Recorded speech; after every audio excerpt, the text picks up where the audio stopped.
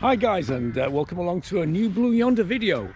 Today's video is slightly different in so much as it's a bike comparison video, and I'm going to be comparing this, my 1996 VFR RC36, it's an FT model, and this, my 1997 CBR 900 RRV Fireblade. So without further ado, let's crack on and get into this video. Right, okay, in our quest to decide which is the best, the VFR 750 or the Honda Fireblade CBR 900 RRV, let's start our quest here. I'm going to be judging the bikes on four categories essentially: engine and performance. I'm going to be looking at handling, brakes. I'm going to be looking at something that I'm going to call ease of use, how accessible the bike feels, how easy it is to ride, and finally that X factor, how the bike looks, how it makes you feel. So with that in mind, let's crack on and let's start off with the VFR.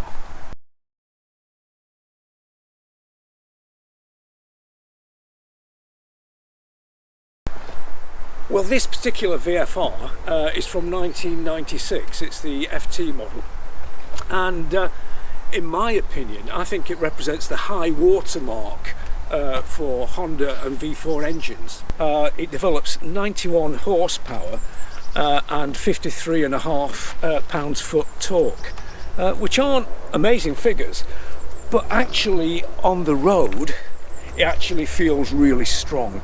Now, the way the engine feels, it's fairly smooth, but it has those characteristics of a V4, and the noise that it makes as a V4 is absolutely awesome, as you will find out when we play a little clip.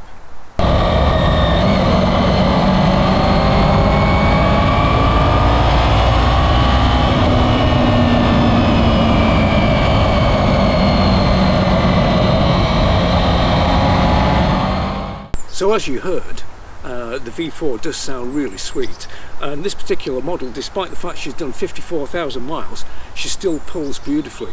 The engine is developing its power really from 6,000 to 8,000. That's where it really starts to work well, and from 8,000 there is a real kick to the bike. It really does motor. The engine's durability, these things were built with basically no expense spared. This particular engine should run to well in excess of 100,000 miles given proper servicing. So the Fireblade engine, well, it's a masterpiece really. When Tadeo Baba-san was designing the Fireblade, it could easily have made it more powerful. This engine develops 126 horsepower. It's the 919cc engine. But he wasn't playing that game. He wasn't playing the same game as the other Japanese manufacturers. His intention, his objective was to create the best, lightest and best handling bike, but with sufficient power to be able to basically run rings around everything else. And on the road, that's exactly what the bike did. It wasn't designed to go racing. I don't think it was ever really raced in any classes. I don't think qualified for any classes, quite honestly. But that wasn't what it was about. This was about making the best, or the fastest and the best handling all-round road bike. The power is fairly linear. It's certainly up to 6,000–7,000 revs. It's fairly linear, and then it really does take off, and she produces a real howl. In fact, let's have a listen to the engine note, shall we?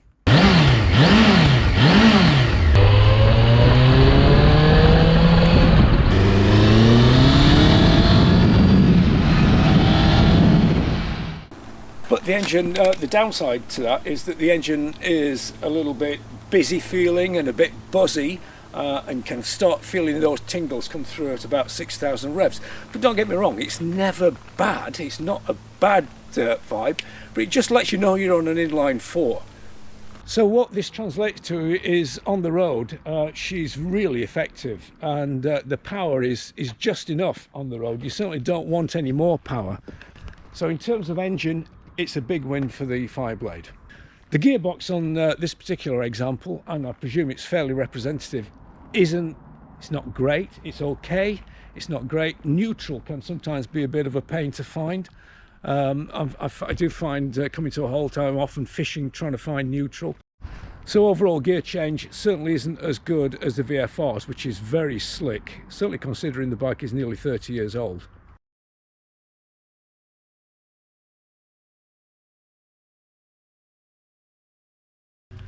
Braking wise, she's running 296mm petal discs, as you can see here, which are exactly the same as the brakes on the Fireblade, my Fireblade. The bike has a dry weight of approximately 209 kilos, so it's carrying an extra 26 kilos over and above the weight of the Fireblade, and you can actually feel that A, when you're pushing it around in the garage, and B, when you're having to throw it around on the road when you're trying to move her around. She's not as agile, although she's got really nice, stable, easy, neutral handling. She really doesn't want to turn in as quickly. She's not as eager in terms of her handling as the Blade is. The suspension is a little bit squashy, certainly in comparison to the Fireblade. But I have to say, on UK roads, particularly these winter roads that we're experiencing at the moment, you actually quite like the fact that it's a little bit more forgiving, because it is a nice, forgiving, compliant, supple ride. So although the handling isn't quite up there as razor sharp as the Fireblades, in terms of real road riding, it's actually very good indeed. In terms of handling and braking, as you would expect, the Fireblade being so light, she really does handle superbly. I do find that the 16-inch wheel, I know a lot of people swap them out for 17s, but I find no problem with it. And what I do like is its eagerness to turn in, which reminds me somewhat of the CBR 600s, which I used to run back in the day. The front suspension is fully adjustable. I've currently got it on Performance Bike's recommended settings. Of the rear suspension, I'm running a Hagon shock, which you can see there, see the separate video for coverage on that. And I've got that on a fairly moderate spring rate for my weight. If you've seen my previous video about the upgrades to the Fireblade, you will have seen that I've recently upgraded the brakes. So she's now running brand new Armstrong discs, new pads, and HEL braided braided brake lines, and the difference has been phenomenal. So it's a win for the Blade in terms of ultimate capability on smooth tarmac in terms of handling, but it's a win for the VFR in terms of handling UK roads.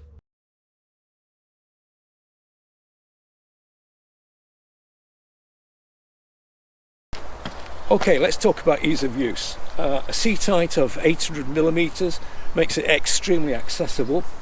It's a nice broad seat. I'll just sit on the bike for you.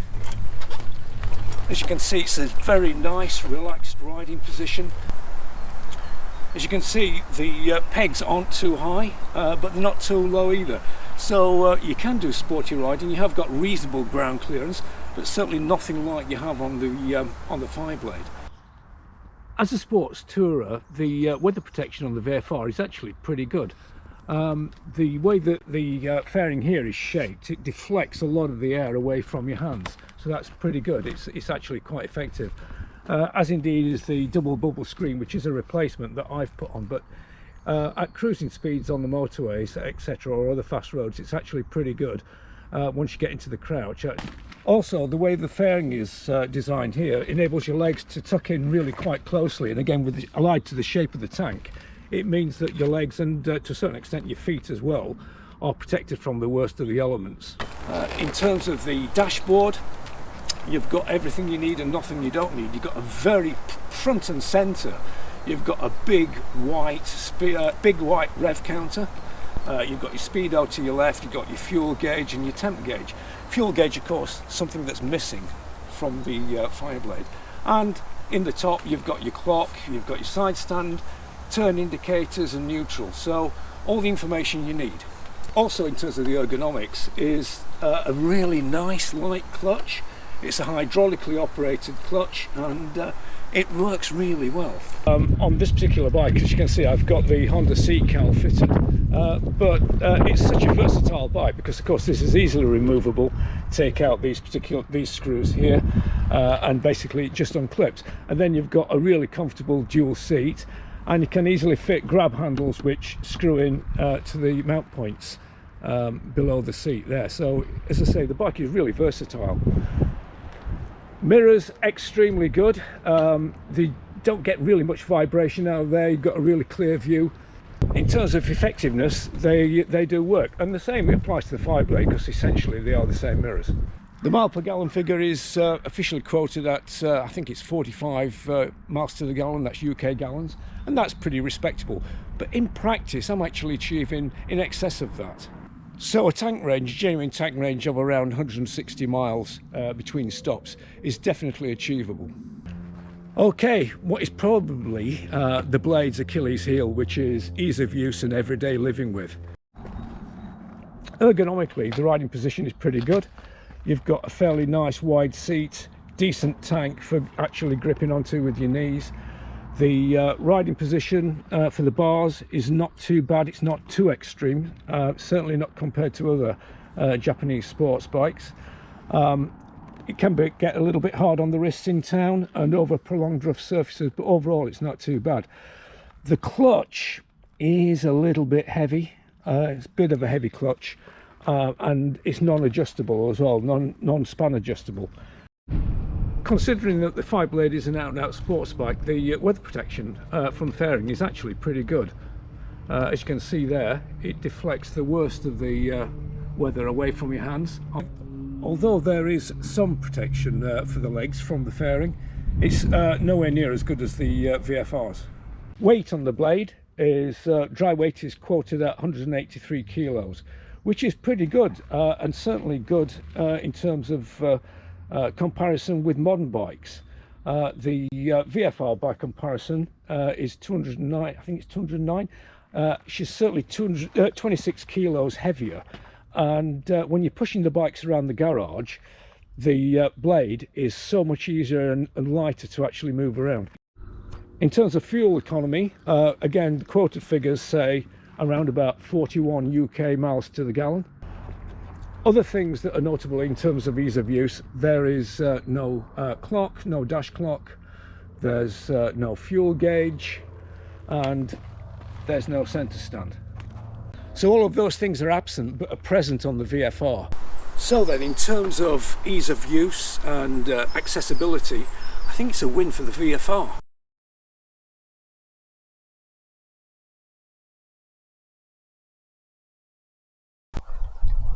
The whole bike looks as though it's been thought through. It's a real together sort of design, really.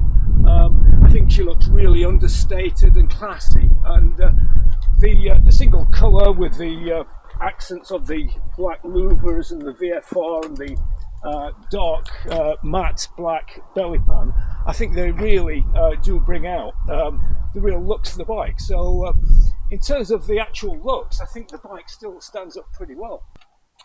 So in order to fully understand basically what the X factor of this bike is for me, I've just written down some keywords which basically, from my perspective, relate to this particular bike. So, for example, I've got characterful engine, the sound of the V4, the sweet gearbox, the fact that it's almost as good as modern bikes, and also that it's a real missed opportunity for Honda.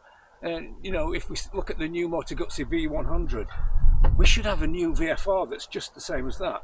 And the other thing I've got, that the thing fits me like a slipper. Okay, the X factor for the Fireblade. Well, just look at it. Just look at the thing. It's a real pit bull of a bike, isn't it?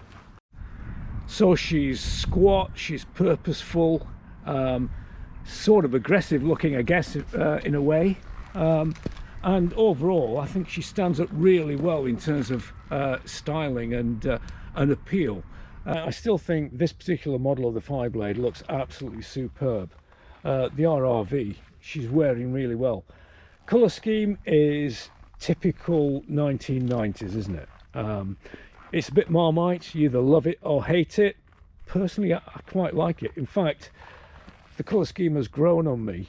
She's got a real garage pull for me when it comes to actually taking the bikes out. The blade always seems to get the nod. So overall, these are two brilliant bikes which still stand up well in comparison to modern bikes. Both bikes are an absolute privilege to own and ride, and if you're thinking about buying one, don't hesitate. Get either one. Get a Blade or a VFR. You won't be disappointed.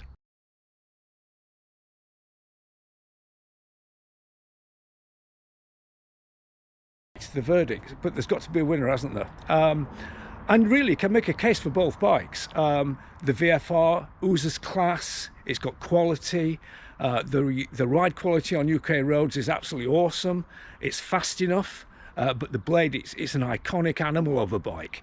It really is. It's got kudos when you turn up in the car park, and it's got a real draw and appeal. It's got a monster of an engine, and its looks still look iconic. It still looks fantastic in my opinion. So, which is the winner then? Well, you're probably not going to be entirely surprised to learn that I've chosen the Fireblade. And there she is in all her glory. If you've enjoyed this video, please like and subscribe. And until the next time, please remember, keep it shiny side up, and I'll see you again soon. Bye for now.